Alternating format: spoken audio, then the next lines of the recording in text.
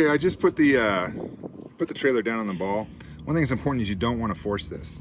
You got to have the pressure for the ball right here. If it's back here, the pressure is going against this mechanism, this will not drop down. It'll sit there and be jammed up. And the reason why that is because the pressure for the ball is on this side. So all I do is I have the rear tire chock and I just pull forward half an inch. Now that's locked up, just crank this handle up. One thing unique about this trailer, which you'll see in a minute, you see my foot down here squished, Cashin? Mm-hmm. This thing will start spinning. See, once it's spinning, it's not gonna come up. You have to barely put like a pound of pressure on it and then crank it up. I usually hold it with my hand, but anyway, so I'll get that. I'll do the rest of that later. All right, let's go, coming over here. No, you stay there, Cash. I'm sorry, you can stay over there. I forgot my bars. Give me 1 second. Man, they're over on the other side. This is for the weight distribution system. You don't need to use this. If you have a truck that's a 1500 or higher, like quarter ton or higher, this is not necessary. I would only recommend it on like small SUVs. But anyway, the way this weight distribution system works, you take the car and like parallel, you jam it up so you kind of feel a little click. Same way when you're removing it. When you're removing it, you bring it, I bring it over, watch your toes, and you just wiggle it. Sometimes I gotta kind of hammer it right here for it to come out. But then pop it up. There it goes. Once you hear that pop, then it's in place. Then you take these chains, depending on your vehicle height. I usually start out on number 4. You'll put this in here, and I have a pry bar that I have to get out. That's gonna be too loose, but where's my pry bar? Dang, hang on, Cash. Keep that video rolling.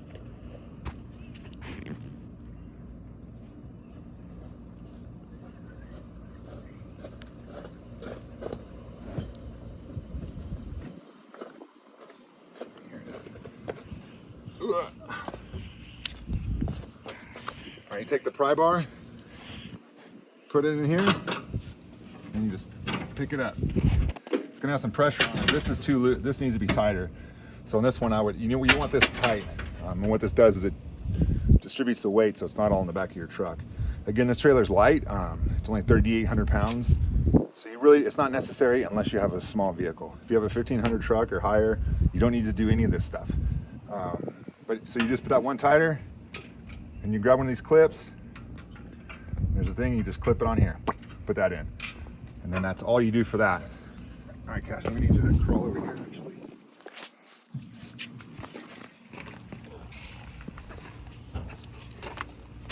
This is a sway control system. Very simple system. Just put this on that notch. Loosen this up. When you put it on, again, you grab some of these clips. These things are inside the trailer.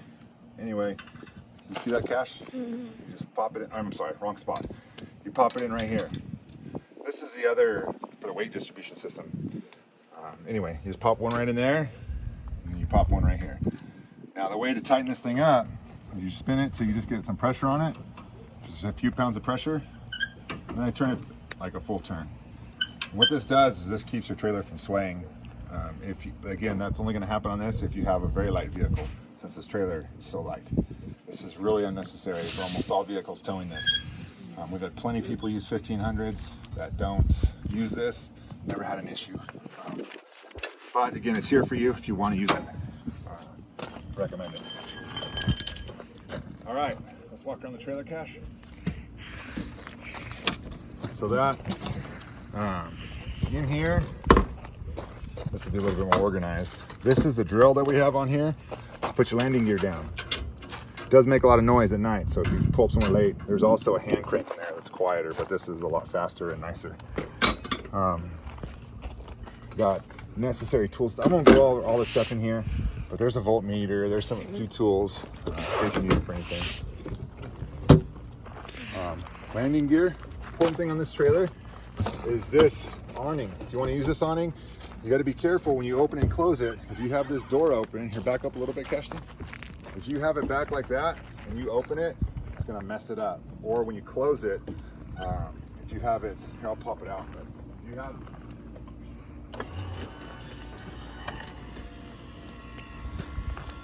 this thing is slow, but it works good.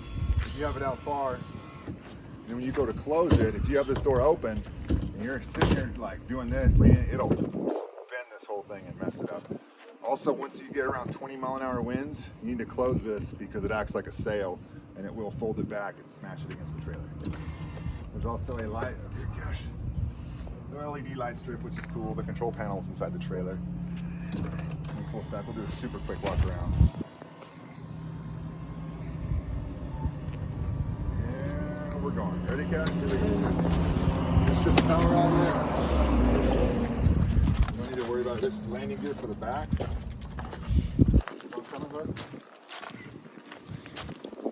I'm gonna wash this off. It just got rained on.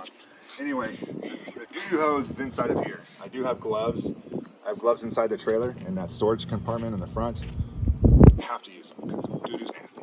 Anyway, you pull this cap off right here, and you pull the hose out. You connect the hose right here. Again, we just had a rainstorm like 4 or 5 days ago. I'm gonna wash all this off, but just twist this off. You connect that hose right there. The hose that goes into here, right into here. I don't want to touch it because I don't have gloves on. But you just twist this off, twist the new hose on. There's 2 valves right here. Can you get down to my finger? You able to see that? You got the black, well, you don't zoom in. This is the black handle. Black is your sewer. Right here to the left is your gray handle. Gray is your shower water and your sink water. It's just important to know which one you're pulling. Again, black is sewer and gray is shower water. All right, coming down, we have city water connection.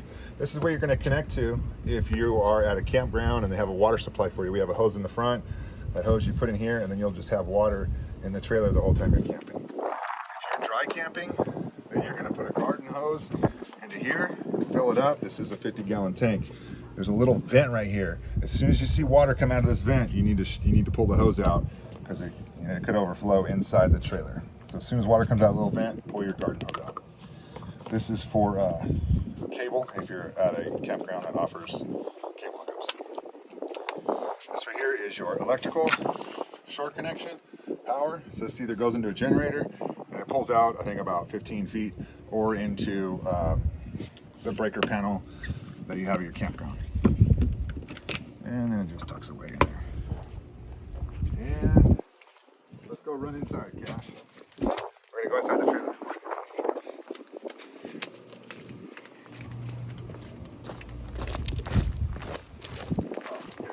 This right here just pulls out. I'm gonna lift it up a little bit, pull it out, and then pull this down. You gotta set this down. Oh, we still have in here. Try not to get up here, Cash, okay? But I mean, you can, who cares? All right, you got your TV right here. TV, back up, buddy. The remote's right here. This only works when you're plugged in. This does not work on what's it called? If you're not plugged into alternating current, that will not work. At a campground, it'll work just fine. Here's your control panel. Got your battery, push battery button. Fresh water. That's again if it's on a tank. If you're plugged into a campground, that doesn't matter. Black water is your sewer. Gray water is your shower and your sink. This is also your control panel. If your water heater, you need to turn this on. It takes about 8 to 10 minutes to warm up your water. And keep in mind that water is very hot. It's hotter than the water at your house, so you gotta make sure you mix it with cold water. Water pump, you only use this if you're dry camping, not hooked up to a garden hose. And these are all your light controls. Your light controls are also, if you come up here, Cash, there's a little button on all these lights that'll turn it on and off. All right, moving on over here. We have, you don't have to get that close, but you're doing a great job, bud. This is a hookup. This will work all the time, whether you're dry camping or not. It goes straight to 12-volt battery. This unit does have a solar system on it, so you could charge your cell phones, whatever devices you have. This is alternating current, so you have to be plugged in to shore power. Moving on over. I'm gonna do this super quick. This is the little dinette. This does fold down into a bed. All you do to fold into bed is you move these. And then I sit under it, and then just kind of push it up, twist and push. And then that happens all the time. These 2 legs right here, I just drop to set down, and this corner of this fits right on this notch right here. And then across too, the same way I'm sitting. You just drop this down, you put those cushions I just removed, you put them back on And this bed's actually very comfortable. It's the second most comfortable bed in here, minus the queen size bed. The queen size, we had to upgrade a mattress under it. Very nice mattress, so everybody loves it. You just kind of push down on that to get it back in, and then that is it. I'll put the pads on after. Anyway, so these are the windows. Keep in mind, all these windows have an emergency exit. You push out on that, you can throw it out and then pull the screen out. It's an emergency exit. It's your stereo system. This does Bluetooth your phone. There are directions in here. Also in this book is my information, my wife's information. You can call us 24 hours a day if you have any issues. Also instructions in there as well. There's some cleaning supplies and toilet paper that my wife leaves in there. There are 2 beds in here. These are the little twin size beds. This one has USB connections, the bottom one does not. Breaker panels down here, but if you have to get into that, please give me a call and I will walk you through all that. Air conditioner. This only works when you're on AC power, you're plugged in. Again, at a campground or plugged into a generator. There's a little knob. This thing works really good. This is a big unit for the size of this trailer. Freezes the trailer really well. Everybody loves it. The heater is controlled right here. The AC unit does not have a heater on it. This heater, you just set it warm or hotter, and it's super simple, and it will toasty up this trailer. This is important in here too.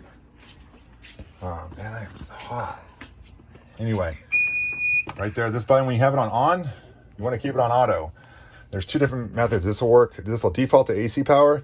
If it does not recognize any AC power, it's been removed, it will work off of propane, which you'll hear it ticking right now. I just turn on to your tick, tick, tick. That's the igniter trying to fire. I have no idea how propane turns into a cold freezer, but it definitely works. So I'm going to shut it off right now. Refrigerator. There's a hot, cold, warmer, colder slide right here. So if you have issues with that, if it's too cold, you can warm it up just by sliding it. Bathroom. There is a fan in here, or like a LED fan. And then also, so when you're taking a shower, you don't get steamed out. Shower is very basic, very simple to use. Toilet, it has a foot control, which is right down here. You just push it down a little bit to fill it up with water, and then push it all the way down to open up the valve into the black tank. It has a 20-gallon black tank, so be mindful of that when you're camping. And I think that is it.